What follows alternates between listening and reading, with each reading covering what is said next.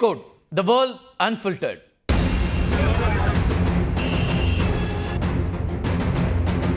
ஈரானுடைய ஆரக் கனநீர் உலையையும் இஸ்ரேல் ராணுவம் தாக்கியது.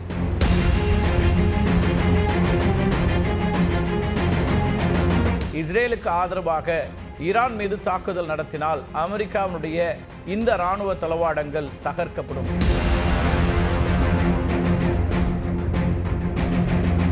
ஈரானுக்கும் இஸ்ரேலுக்கும் போர் தீவிரமடைந்துள்ள நிலையில் தெஹ்ரானில் இருக்கக்கூடிய ஈரானின் உள்நாட்டு பாதுகாப்பு தலைமையகத்தை குண்டு வீசி அழித்து விட்டதாக இஸ்ரேல் அறிவித்திருக்கிறது. ஈரானுடைய ஆரக் கனநீர் உலையையும் இஸ்ரேல் ராணுவம் தாக்கியது.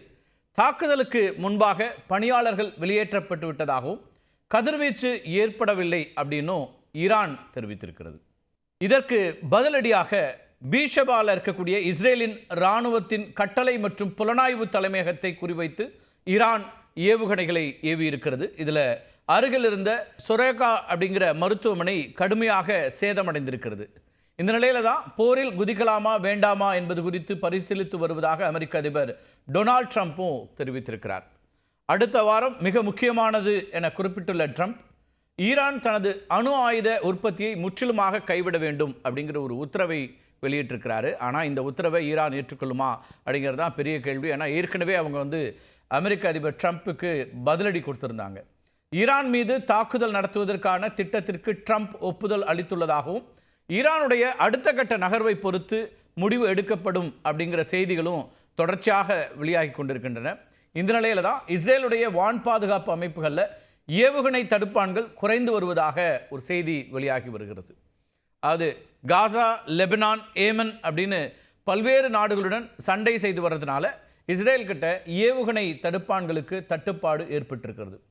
இதை அறிந்த அமெரிக்கா அதனுடைய பேட்ரியாட் மற்றும் தாட், THAADன்னு சொல்லுவாங்க, தாட் வான் பாதுகாப்பு அமைப்புகளை இஸ்ரேலுக்கு வழங்கியிருப்பதாக தெரிகிறது. இந்த பேட்ரியாட் மற்றும் தாட் இரண்டுமே அமெரிக்காவால் உருவாக்கப்பட்ட மேம்பட்ட மொபைல் ஏவுகணை பாதுகாப்பு அமைப்புகளாக இருக்கின்றன. இதில் இந்த பேட்ரியாட் அப்படின்றது பார்த்தீங்கன்னா நீண்ட தூர பாலிஸ்டிக் ஏவுகணைகள், குறுகிய தூர பாலிஸ்டிக் ஏவுகணைகள், குரூஸ் ஏவுகணைகள், குறைந்த உயரத்தில் பறக்கக்கூடிய நேவிகேஷன் ஏவுகணைகள், மேம்பட்ட விமானங்கள், ட்ரோன்கள் அப்படின்னு எல்லாவற்றையும் இடைமறித்து அழிக்கும் வல்லமை பெற்றது. அமெரிக்க இராணுவமும் மத்திய கிழக்கில் உள்ள அமெரிக்க இராணுவ தளங்களிலும் பேட்ரியாட் பயன்படுத்தப்பட்டு வருகிறது. யுக்ரைன் உட்பட அமெரிக்காவின் 18 நட்பு நாடுகளுக்கு இந்த வான் பாதுகாப்பு அமைப்பை வழங்கியிருக்கிறது அமெரிக்கா. முதல்ல 1991ஆம் ஆண்டில் நடந்த வளைகுடா போரில் தான் இந்த பேட்ரியாட் வான் பாதுகாப்பு அமைப்பை அமெரிக்கா பயன்படுத்தியது.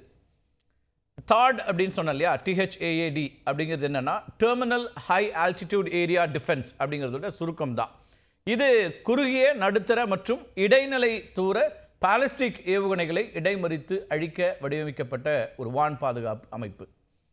பேட்ரியாட்டை விட மிக அதிக உயரத்தில் செயல்படக்கூடியதாக இருக்கும். இதனுடைய சக்தி வாய்ந்த ரெடார் என்ன பண்ணுன்னா 3000 கிலோமீட்டர் வரையிலான ஏவுகணைகளை கண்டறிந்து முன்கூட்டியே எச்சரிக்கை கொடுக்கக்கூடிய அளவுக்கு வல்லமை பொருந்தியதாக இருக்குது. அமெரிக்க இராணுவம், தென்கொரியா, ஐக்கிய அரபு எமிரேட்ஸ், அது மட்டும் இல்லாமல் சவுதி அரேபியா உள்ளிட்ட பல முக்கிய நட்பு நாடுகளுக்கு அமெரிக்கா இந்த தாட் வான் பாதுகாப்பு அமைப்பை வழங்கி இருக்கிறது. 1991 வளைகுடா போரின் போது ஈராக்கின் ஸ்கட் ஏவுகணை தாக்குதலுக்கு பிறகு வடிவமைக்கப்பட்டது தான் இந்த வான் பாதுகாப்பு அமைப்பு. 1991ஆம் ஆண்டு ஜனவரி மாதம் இஸ்ரேல் மீது ஈராக் 42 ஸ்கட் ஏவுகணைகளை ஏவி தாக்குதல் நடத்தியது. அப்போது இந்த ஸ்கட் ஏவுகணைகளுடைய வீரியத்தை அறிந்து அமெரிக்கா உருவாக்கியது தான் இந்த தாட். இது மட்டும் இல்லை, அமெரிக்காவினுடைய கடற்படையும் இஸ்ரேல் மீது ஈரான் ஏவக்கூடிய தொலைதூர பாலிஸ்டிக் ஏவுகணைகளை தடுத்து அழித்து வருகிறது. ஏன்னா கடந்த ஆண்டில் நீங்கள் பார்த்துருப்பீங்க, இந்த பாலிஸ்டிக் ஏவுகணைகள் இஸ்ரேல் மீது ஏவப்பட்டதில் பெருமளவுக்கு சேதங்களை உண்டாக்கியது. இஸ்ரேலுடைய அயன்டோம் பாதுகாப்பு அமைப்பையெல்லாம் உடைச்சு எறிஞ்சு உள்ளே போச்சு ஈரானுடைய இந்த பாலிஸ்டிக் ஏவுகணைகள். இப்போ அமெரிக்காவும் அதுக்கு உதவிக்கு வந்திருக்குதுன்னு பார்க்குறோம். அமெரிக்க இராணுவம் போர் விமானங்கள் மற்றும் கப்பல்களை ஐரோப்பிய நாடுகளுக்கு அனுப்பியிருக்கிறது. இதெல்லாம் ஒரு பக்கம் நடந்து கொண்டே இருக்குது. அமெரிக்காவின் மிக பிரபலமான நிமெட்ஸ் போர்க்கப்பல் மத்திய கிழக்கை நோக்கி பயணித்து வருகிறது. இதெல்லாமே இந்த போரில் நேரடியாக அமெரிக்கா ஈடுபட போகிறதா அப்படிங்கிற கருத்தை உருவாக்கி வரக்கூடியதாக இருக்கிறது. USS நிமெட்ஸ் கப்பல் 5000க்கும் மேற்பட்ட வீரர்களையும் 60 போர் விமானங்களையும் தாங்கக்கூடிய வல்லமை பெற்றது. நிமெட்ஸ் கப்பல்கள் உலகின் மிகப்பெரிய மற்றும் சக்தி வாய்ந்த அணுசக்தி விமானம் தாங்கி கப்பல்களின் வரிசையில் இருக்கக்கூடிய ஒன்றாக இருக்கிறது. டீசல் அல்லது பிற எரிபொருட்களை பயன்படுத்தாமல் 2 அணு உலைகள் மூலமாக இயக்கப்படக்கூடிய கப்பல்கள் தான் நிமெட்ஸ் கப்பல்கள். இதனால் இவற்றுக்கு 25 ஆண்டுகள் வரை எரிபொருள் நிரப்ப தேவையில்லை. இது ரொம்ப முக்கியமானது. ஏன்னா ஒரு போர் நடந்து கொண்டு இருக்கும்போது எரிபொருளுக்கு எங்கே செல்வது அப்படிங்கிற அந்த கவலையெல்லாம் இல்லாமல் இந்த கப்பல்கள் செயல்படும். இந்த கப்பல்கள் கடலில் ஒரு பெரிய மிதக்கும் விமான தளமாக கூட செயல்படக்கூடிய வல்லமை பொருந்தியவை. எந்த ஒரு கடல் பகுதியிலும் உடனடியாக விமானப்படையை நிறுத்தவும் போர் நடவடிக்கைகளை மேற்கொள்ளவும் இந்த கப்பல்கள் உதவுகின்றன. கப்பல் மட்டும் இல்லை, KC-135S மற்றும் KC-46S உள்ளிட்ட விமானங்களை ஏற்கனவே அமெரிக்கா மத்திய கிழக்கிற்கு அனுப்பிவிட்டது. இப்போ இந்த KC-135S அப்படிங்கிறது டேங்கர் கார்கோ மாடல் 135 அப்படிங்கிறத குறிக்கக்கூடியதாக இருக்கிறது. 60 ஆண்டுகளுக்கு மேலாக அமெரிக்காவினுடைய விமானப்படையில் சேவையாற்றி வரக்கூடிய இந்த விமானங்கள் வான்வழி எரிபொருள் நிரப்பும் தொழில்நுட்பத்தை கொண்டிருக்கின்றன.